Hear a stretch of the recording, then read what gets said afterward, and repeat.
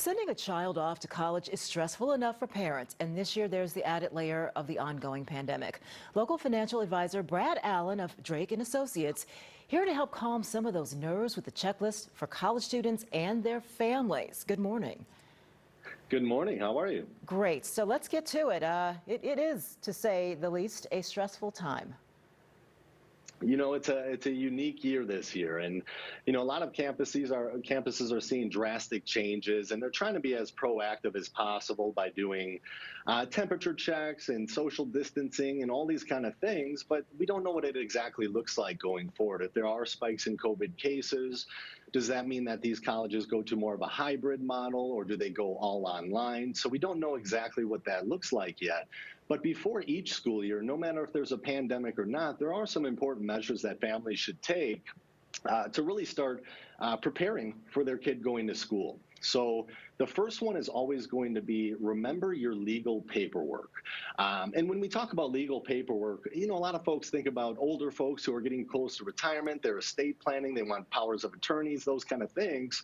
But even with a kid going to school and they're turning 18, it's important to have a healthcare power of attorney, a financial power of attorney, and your HIPAA paperwork signed for them. And that's important because as a parent, you can start helping make financial decisions for your kids, or if there is an emergency, a healthcare emergency, you can help make decisions there. So it's important to have that paperwork filled out ahead of time before your kids go to school.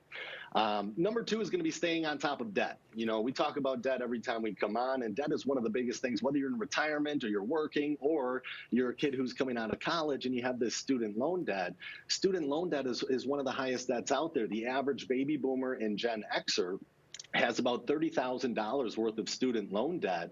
And that can be overbearing. That can be stressful for a kid coming out of college to have to deal with that. So when you are getting these loans, make sure you know what those payments are going to look like ahead of time, and start to help your kids budget out for that, and try to mentally prepare them for, you're always going to have this payment. You're also going to have rent. You're going to have utilities. So you want to have a budget in place. And that's really important for kids coming out of college.